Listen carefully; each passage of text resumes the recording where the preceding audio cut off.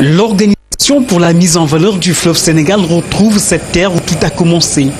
La Guinée et ses 1165 cours d'eau, une source, le Fouta Djallon, qui arrose toute la sous-région, une vision, celle des pères fondateurs de l'OMVS, qui lancent en 1972 cet outil d'intégration sous-régionale et facteur de développement.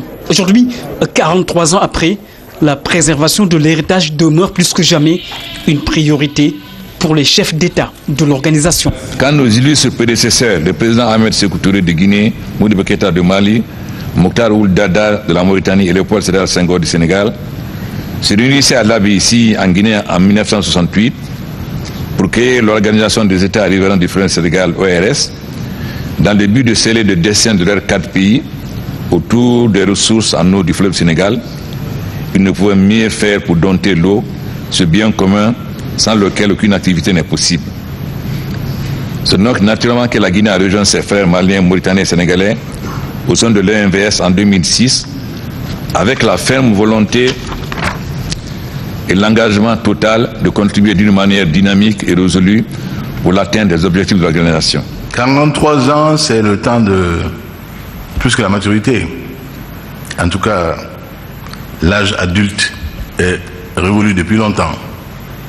Il s'agit donc maintenant de l'âge des ambitions porteuses pour que l'OMVS atteigne son projet de développement intégré de notre espace communautaire.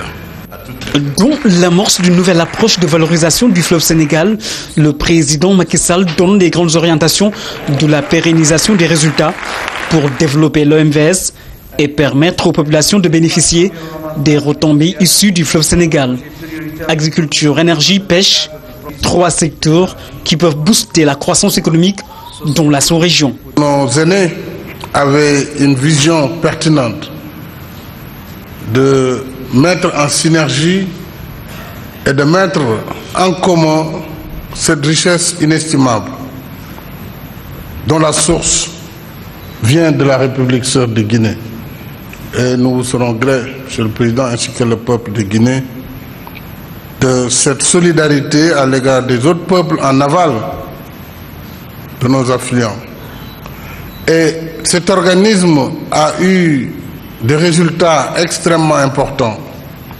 D'abord, on l'a vu avec le premier barrage, Diamant, barrage anti-sel, mais aussi toute la partie aménagement de la vallée du fleuve dans nos différents États. Le point fort a été le barrage de Manantali, barrage hydroélectrique, qui a eu une gestation assez longue, mais qui a fini par nous donner une électricité bon marché.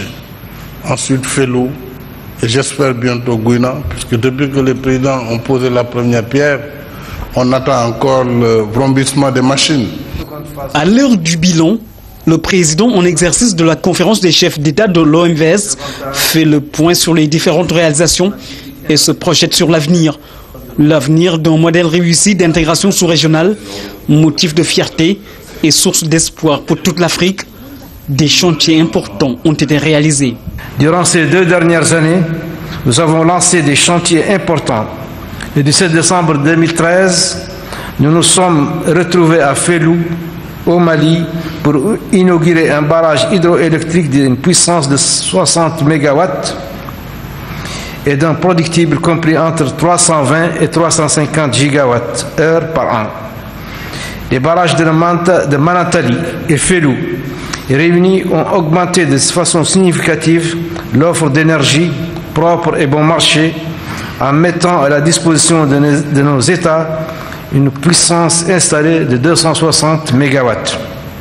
Un bilan, motif de satisfaction, mais l'œuvre de mise en valeur du fleuve Sénégal est encore immense et beaucoup reste à faire. Des aménagements hydroélectriques aux travaux de navigabilité à réaliser sur le fleuve Sénégal en passant par la mise en place d'une politique énergétique commune, l'OMVS fait de la solidarité inter-État une nécessité. Favoriser les échanges d'énergie et optimiser l'intégration sous-régionale. À ce niveau, la Mauritanie va mettre à la disposition des autres pays membres une production énergétique à base de gaz naturel.